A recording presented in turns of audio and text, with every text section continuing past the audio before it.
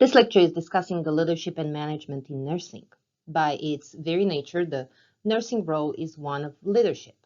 Across the healthcare continuum, regardless of our role or practice setting, we are looked to as leaders. Some nurses spend years leading in an informal leadership capacity, while others take a more formal management and leadership role. The call to leadership moves all of us to a higher plane of responsibility and accountability with or without a management title. It is inherent in all nursing positions from staff nurse to CEO. We all have similar goals and responsibilities for patient care mainly. With all the changes currently underway in our healthcare delivery system and the nursing profession, all nurses must thrive to emulate the hallmarks of good management and leadership and never stop working on our professional growth. We all need to stay informed and be politically savvy. We need to know what our professional journals and nursing organizations are saying and advance our education. In the end, all nurses must be visionaries and critical thinkers, skilled communicators and teachers. And the good news is you do not need a formal manager or leader title required to do any of these things. Please take a moment to stop the presentation in order to review the objectives for those 3 chapters that will be presented in this lecture. Some redundant objectives were eliminated. We'll start as usual by defining the concept. So, a leader is a person that others follow voluntarily and willingly. In 1959, Bennis defined leadership as the process by which an individual influences followers to behave in a desired manner. Kuzes and Posner defined leadership as, and I quote, the art of mobilizing others to want to struggle for shared aspirations, end quote. Additionally, Lidlow and Couples defined leadership as, quote, the ability to assess, develop, maintain, and change the organizational culture and strategic system to optimally meet the needs and expectations of the external environment. So, leadership is mainly about developing a vision and allowing individuals to work toward change. It involves creating a shared mission, tackle political, organizational, and resource barriers, and inspiring and motivating others.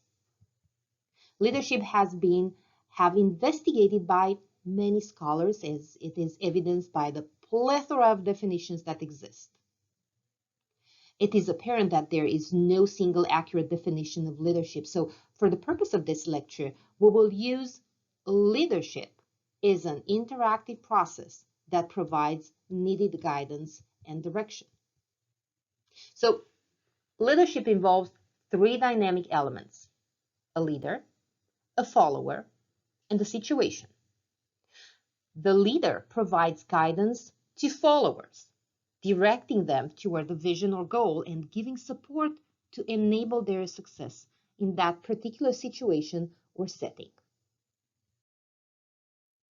In nursing's long history, there have been many leaders and managers. Dahlkemper mentions 4. Florence Nightingale, who started the modern-day nursing, Lillian Ward and Mary Brewster, who started public health nursing, and Jean Watson, an American nurse theorist and nursing professor who is best known for her theory of human caring. This theory allowed the nursing profession to develop its own paradigm rather than following the medical paradigm.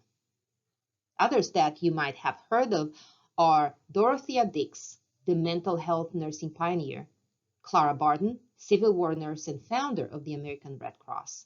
Margaret Sanger started Planned Parenthood and helped in the development of the birth control pill. Mary Breckenridge, nurse midwife, and Madeleine Leininger, transcultural nursing. So, leadership involves qualities related to a person's character and behaviors, as well as roles within a group or organization. It requires that the person have the ability to guide and influence other person, group, or both to think in a certain way, to achieve common goals, or to provide inspiration for change. To be effective, leaders and managers must possess certain qualities, says Marquez and Houston in their paper from 2015. An ability to gain respect of others through competence and shared goals. An expertise in communication skills, both oral and written. A capacity to motivate others to achieve a particular purpose or to accomplish goals. Well, any healthcare provider has the potential to be a leader in terms of influencing a group or exercising power in a particular situation. Accordingly, LVNs also may be leaders, informally or formally. For example, an LPN working on a medical surgical unit may assume responsibility for organizing social events for fellow employees. A more formal leadership role would be acting as chairperson of the unit staffing policy committee or working as a DSD. Management entails assigned functions such as planning, organizing, directing, and controlling to meet specific objectives within an organization. The manager's overall goal is to coordinate and direct resources, which include workspace, supplies, equipment, budgetary concerns, and services. In addition, managers direct and coordinate the work of assigned employees. So managers first are assigned a position in an organization, and second, have a legitimate and more formal source of power owing to the delegated authority that accompanies their position.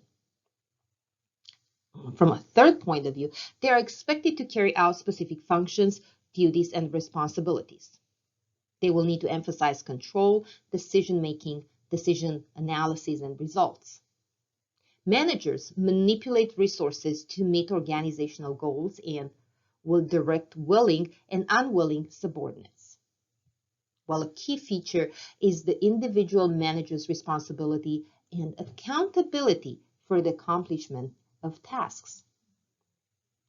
Integrated leaders or managers have traits that distinguish them from just leaders or managers, and those will be thinking in the long term, seeing the big picture, influencing others outside their own group, emphasizing vision, values, and motives, being politically astute and embracing change and modification. In addition, integrated leaders or managers will set reasonable goals, will think positively, and they are willing to take risks. Leadership and management have very unique and powerful differences and yet are often used interchangeably. One nurse can be both a leader and a manager, however. In the leader role, he or she might be establishing vision and goals for her unit, and as a manager, she plans and organizes the tasks that need to be done to accomplish the vision. The goals of managers is to get the work done through others. Management represents the ability to organize details so that the leader's vision and goal can be achieved successfully. If the leadership is ineffective, however, it does not matter how great the managers are. Whereas Stephen Covey puts it, efficient management without effective leadership is like straightening deck chairs on the Titanic. The manager is seen as the person who is responsible for getting work done through others. And this will require excellent interpersonal relationship skills, a broad understanding of the organization and how it works, and the ability to perceive the organization as client-focused, to establish goals and objectives, to use person power and physical resources. Not the last, to act as an agent of change. Leaders and managers can have these traits naturally, or they can be learned and developed. In other words, everyone can become a better leader or manager by studying and practicing those skills. The formal leader is a member of an organization who has given authority by virtue of his position to lead the organization to achieve organizational goals. An informal leader has no formal organizational authority to influence others, but this person possesses special skills and talents that allow him or her to influence and lead other members of the organization.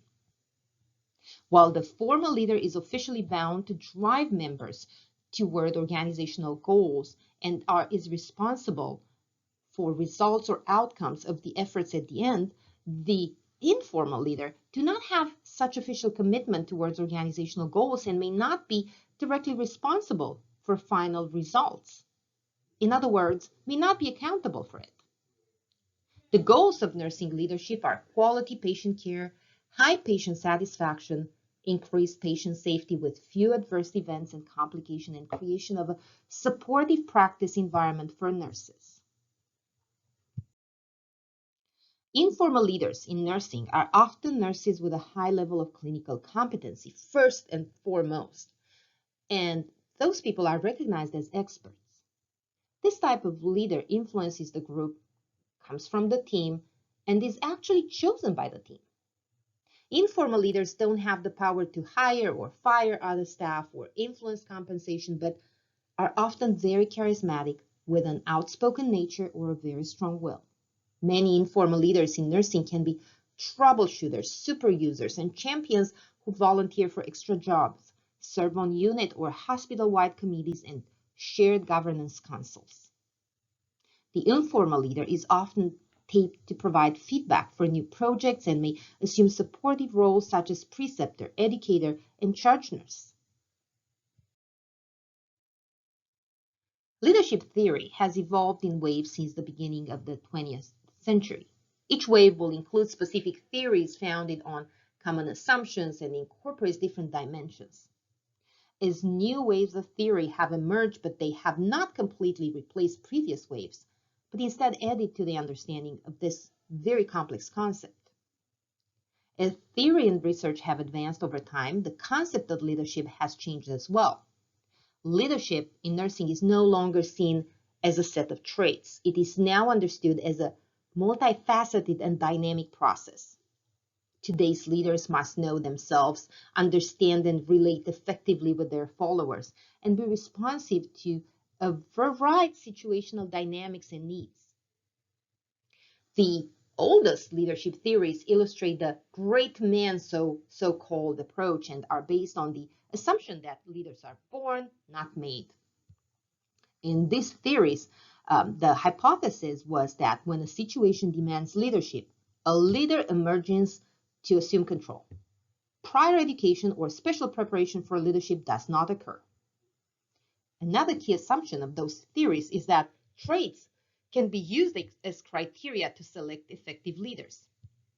Research based on the great man approach focuses on identifying traits of great leaders.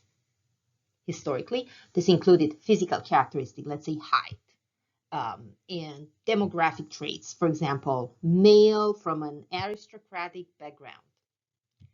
Now, this research addresses personality, and as an example for that, we are looking for self-confidence and decisiveness, intellect as a high IQ and an ability to reflection, social attributes, friendliness, and sense of humor.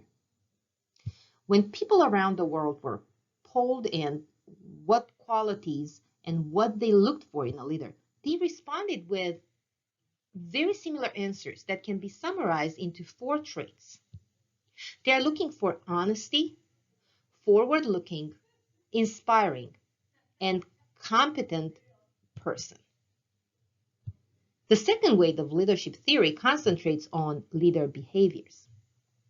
The core assumption of this wave is that effective leaders use different behaviors than ineffective leaders.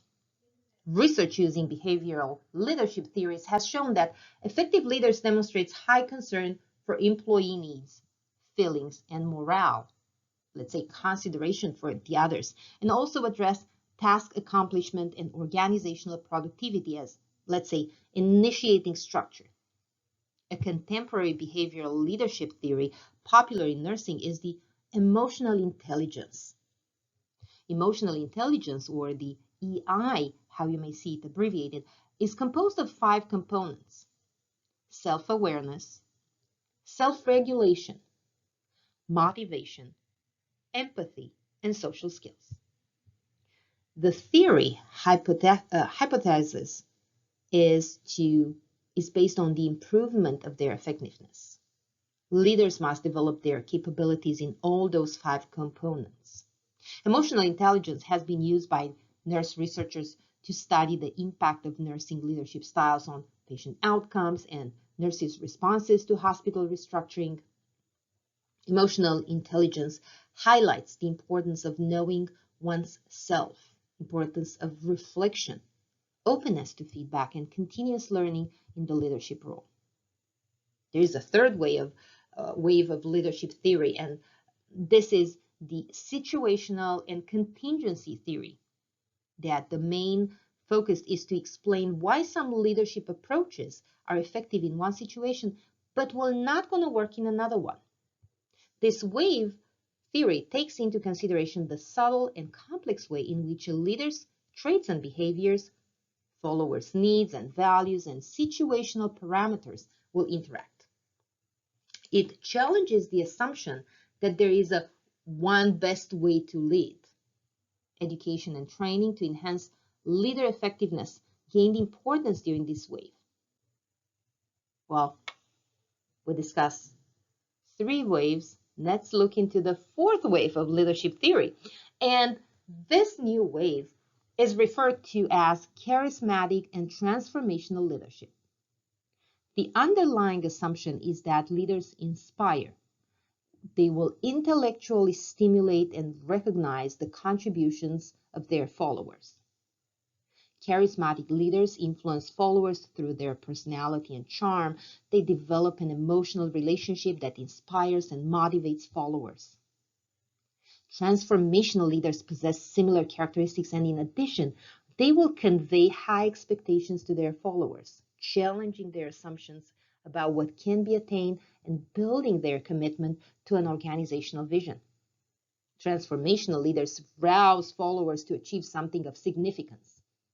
They positively affect individual initiative and accomplishment, and they will encourage trust and performance within work groups.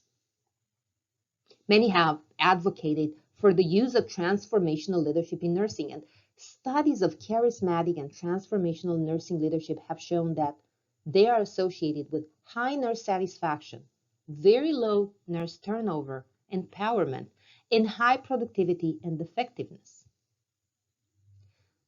You see now, the complexity of the leadership approach derives from the complexity of science and a relatively new theory that reflects the dynamism and knowledge-based nature of the world in 21st century emerged.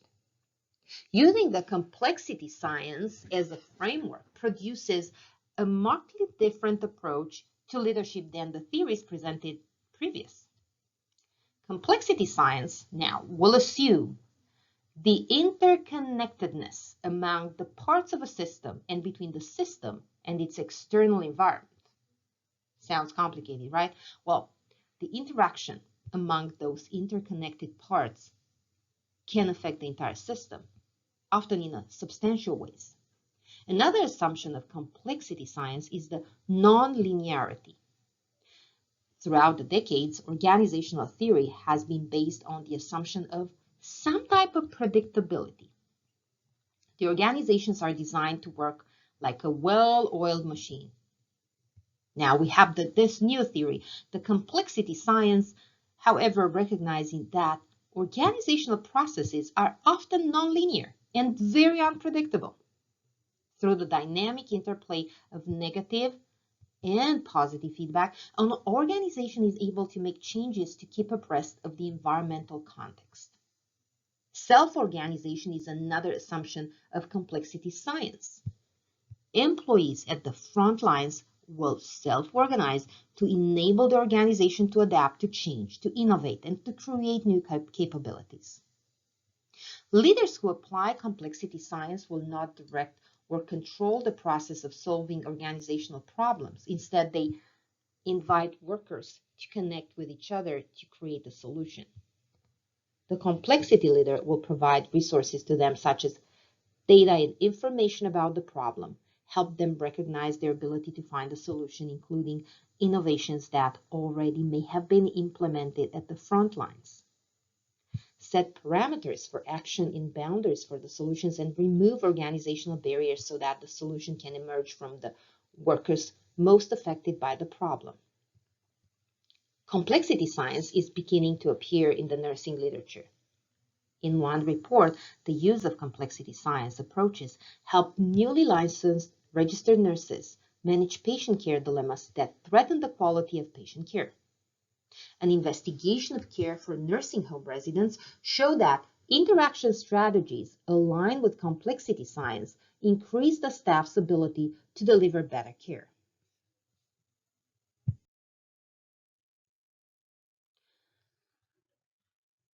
You need to understand that you are not a leader if no one is following you. Most employees spend the greatest part of their work life as followers. Leaders are followers in some settings, activities, and situations. Effectiveness of a leader depends on the relationship between him or her as a leader and the followers. Good followers have confidence, honesty, they are credible and committed to the organization and are able to manage themselves well.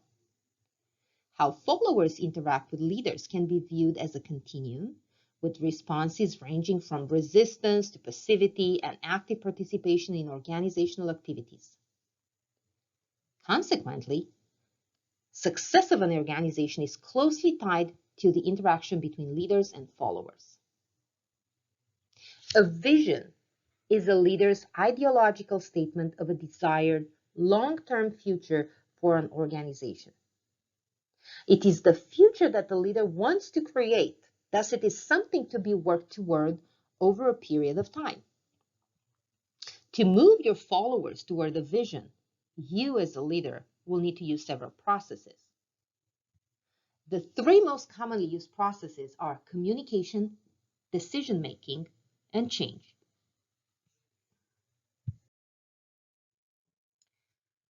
Social power is the potential influence of one individual over another. Leaders derive their social power from a variety of sources.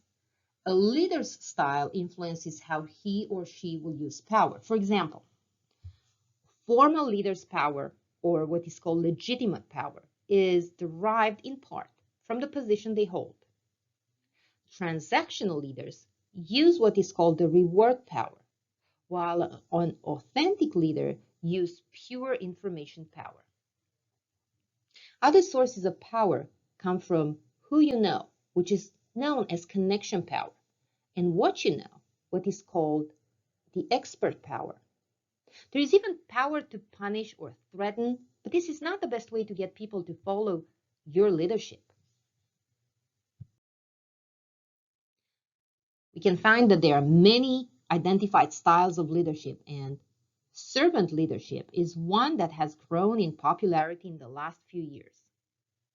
Back in the 1970s, Robert Greenleaf created this term to describe leaders who influence and motivate others by building relationships and developing the skills of individual team members. A servant leader makes sure the needs of the individual team members are addressed. In this style of management, the entire team has input into decision-making based on the organization's values and ideals. Servant leaders create devoted followers in response to positive attention they are given. Characteristic skills of a servant leader will include listening and acceptance, awareness, persuasion, foresight, commitment to the growth of others, and building community within the organization. What will be a different style? Well, a very similar style, transformational leadership, is also based on building relationships and motivating staff members through a shared vision and mission.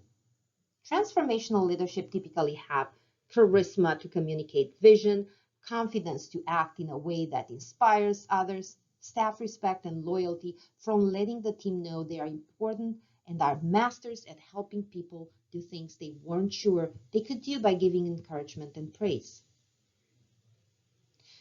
A similar style to that is the democratic leader who will encourage open communication and staff participation in decisions. Workers are given responsibility, accountability, and feedback regarding their performance. Relationships are important as well to this type of leadership who places a focus on quality improvement of the system and processes rather than on mistakes of individual team members. An authoritarian or autocratic leadership style is demonstrated when a leader will make all the decisions without considering any input from the staff. Negative reinforcement, and punishment are often used to enforce rules. Because knowledge is seen as power, critical information may be withheld from the team. Mistakes are not tolerated and blame is placed on individuals rather than on faulty processes. Now, the positive side of this style, because it has to be one, is that it works perfectly in emergencies or chaotic situations where there is little time to discussion. It is very useful when enforcing policies and procedures that protect resident health and safety, but it does not promote trust, communication, or teamwork when used for day-to-day operations. Usually, the authoritarian leaders are often seen as micromanagers. As opposed to that, laissez-faire leaders, laissez-faire comes from French, which means let the people be, is a style in which the leader provides little or no direction or supervision and prefers to take a hands-off approach. Decisions are not made, changes rarely occur, and quality improvement is typically reactive, not proactive. It is most often used by new and inexperienced leaders or by those at the end of their career who choose not to address issues since things will soon be changed by their replacement leader.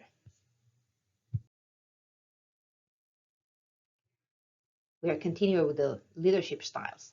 The autocratic nurse is what is called the boss, full stop. A nurse who leads using this management style makes all the decisions and gives very specific orders and directions to subordinates and tends to discourage questions or dissent. There's also a low tolerance for mistakes and the people who make them. Now, let's see when is this style efficient, when it will work best. For example, for simple or very straightforward tasks, or making sure that strict legal or medical guidelines are adhered to. It can also help in emergency situations when there needs to be a strong voice giving direction. When this style doesn't work so well is when a nurse manager wants to build trust and teamwork among other team members or encourage creative problem solving. The democratic nurse manager will take input from subordinates and encourages open communication. The decision-making ultimately stays with the manager, but stakeholders and team members are asked for honest feedback and given feedback in return. Let's see when this style works the best. It will work when the nurse wants to build relationships with staff members based on trust and accountability, or when improving systems and processes, and this is a priority for that work setup. When this will not going to work well is when a concrete decision needs to be made quickly.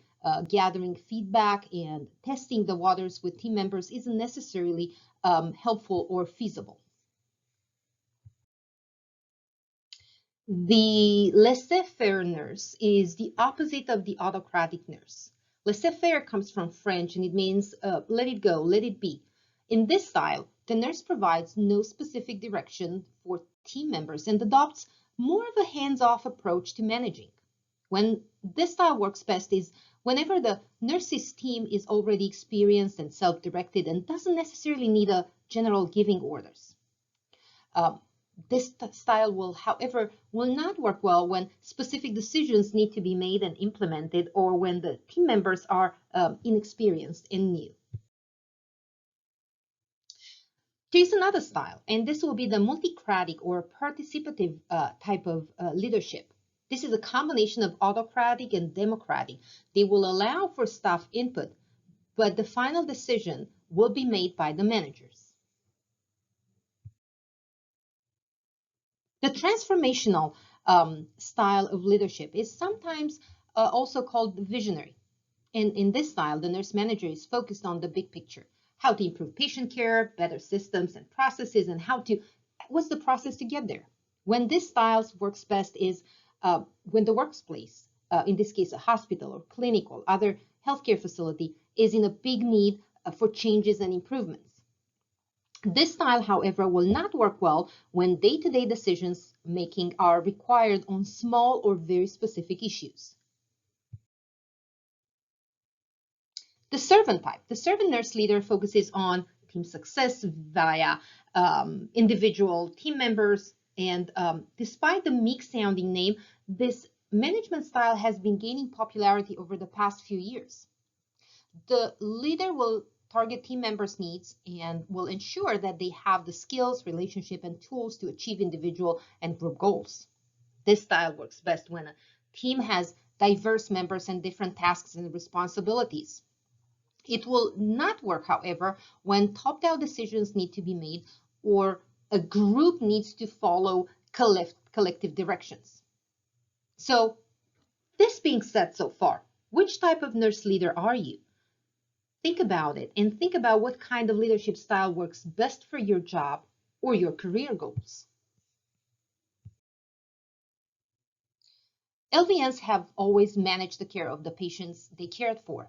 When looking for ways to cut costs in healthcare, many formerly RN positions were nowadays replaced by LVNs. Nursing homes are staffed primarily now with LVNs. Only nursing homes with 100 beds or more are required to have an RN 24 hours a day, so that is why so many are licensed for only, keep in mind, 99 beds. The NCLEX exam has gradually increased the percentage of questions in the management and supervision category in order to ensure that student nurses are educated and have at least the minimum competency in this area as well. The primary functions of an LVN in any type of leadership role are delegation, supervision, responsibility, and accountability. When delegating, it is very important to transfer responsibility for a task to a competent individual given the situation. However, the nurse retains the accountability for the delegations.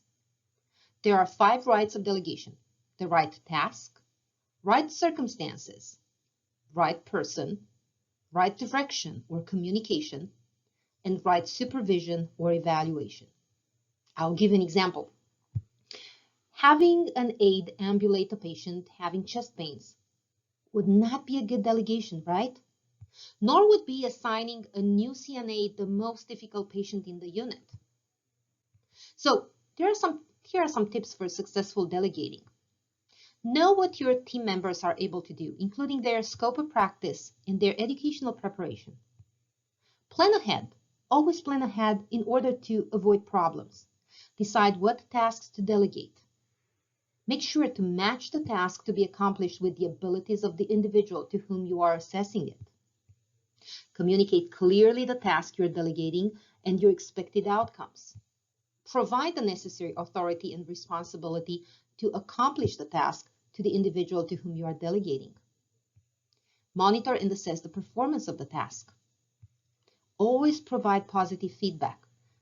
Provide feedback as it appropriate. Take corrective actions when necessary. Now, supervision involves making the appropriate judgments about clinical assignments and delegation of tasks, and then following up to see that tasks were effectively accomplished. Supervision begins when the LVN implements the plan. The implementation step includes giving instructions about what needs to be done and when. The nurse must include any specific issues, such as telling the aide that a client must complete morning care before going to physical therapy at 10 a.m. In addition, the nurse needs to tell the aide about any potential problems, such as a client who may experience dizziness when getting up, secondary to any type of antihypertensive medication. Supervision also is necessary throughout the implementation step. The LVN must check with the aide during the shift to assess whether tasks are complete, what the outcome is, whether something has changed that may interfere with the work, or whether the aide is having problems accomplishing the task safely. This evaluation step of delegation will also include supervision of the aide in that the LVN will ensure that the client received the appropriate care, that the client's needs were met, and that problems were addressed. Providing feedback to the aide also is important in terms of letting them know that they did a good job or asking questions about the client's response to the care provided. Now, responsibility is a duty or assignment related to a specific job. It means being obligated to perform certain activities and duties. As compared to that, accountability means being answerable for the consequences of one's actions or inactions. LVN may be sometimes hesitant regarding delegation and supervision of unlicensed personnel due to this not being emphasized enough in their nursing education. There are some factors that may interfere with effective delegation and supervision, and I will mention a few of those.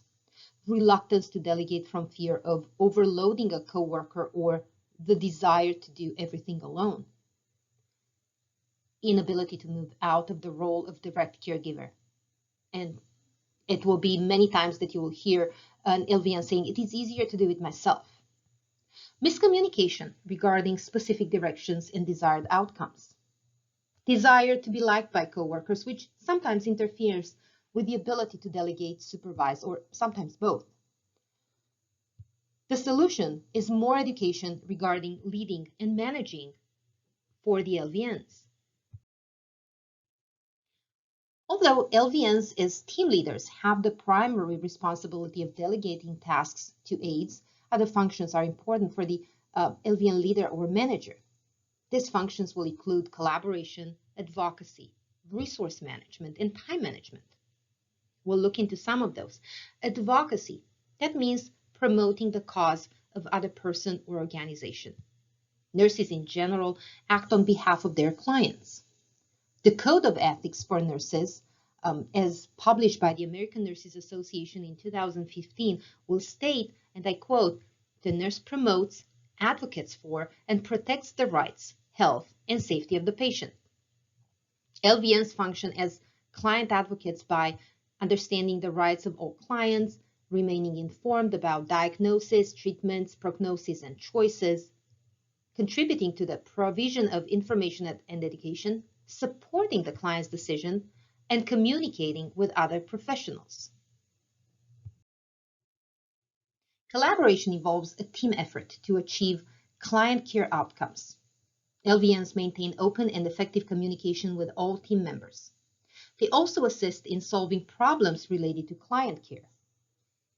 LVNs may contribute to decisions about client care and unit activities by participating in client care conferences and unit meetings. Lastly, collaborative behavior for the LVN involves participating in the management of the unit by following all the appropriate channels of communication and supporting the group in this collaborative effort. Resource management, the responsibility of all who work in healthcare, means using resources which include not only actual money but also supplies and equipment and buildings and personnel in an optimal way. Nurses who provide are responsible for controlling the use of resources and recognizing when resources are inadequate. In addition, they must know the costs of resources and the importance of using cost-effective measures when caring for clients. Time management. Time is an essential resource, and particularly in today's fast-paced healthcare environment, time management will involve organizing time as well as delegating tasks to other personnel and essentially optimizing the available time. There are 3 basic steps for managing time. During the first step, the nurse makes time to plan and establishes priorities. The second step will involve completing the highest priority tasks and moving from completing one task to beginning another. The final step requires that the nurse reassesses and reprioritizes tasks based on any chances.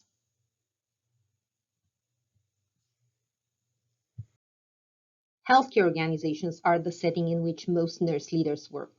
Formal nurse leaders play an important role in the operation of healthcare organization. Clinical nurse leaders usually emerge at the front lines of the organization, the places where the patient care is actually delivered. So nursing is a practice discipline and is geared toward the delivery of healthcare, while the coordination of safe and effective patient care falls on the shoulders of the leaders. As mentioned previously, there are multiple levels of leadership. Thus, some leaders are a little bit further removed from direct patient care than others. Nonetheless, the efforts of nursing leaders ultimately link to the coordination of patient care. Care coordination refers to the process of connecting healthcare services and resources to patients and is one of the distinctive contributions that clinical nurse leaders make in the patient care. Because communication is an attribute of effective leaders, as we described them previously, it is actually a key interrelated concept. Clear communication is central to effective leadership. Leaders who communicate unambiguous and consistent messages in a timely manner help followers understand the organization's directions, decision-making processes, and changes that may be underway. Listening is an essential aspect of communication. Only by listening to peers, followers, patients, and others will the leader understand all dimensions of a problem or opportunity. Effective leaders also provide mechanisms to foster clear communication throughout the organization. Effective collaboration within and among organizations and within and across disciplines is essential to efficient organization. Skilled nurse leaders encourage and role model this behavior. Collaboration enhances communication and delivery of care. Nurse leaders help ensure that the actions of the organization or the unit and individuals will contribute to healthcare quality. Both formal and clinical nurse leaders are attuned to the standards and processes that an organization uses to provide high quality of care. They are involved in improvement initiatives and any other change processes to meet the quality goals an organization will set for itself. Often, nurse leaders collaborate with others through professional organizations and regulatory bodies to establish the quality standards for nursing and healthcare.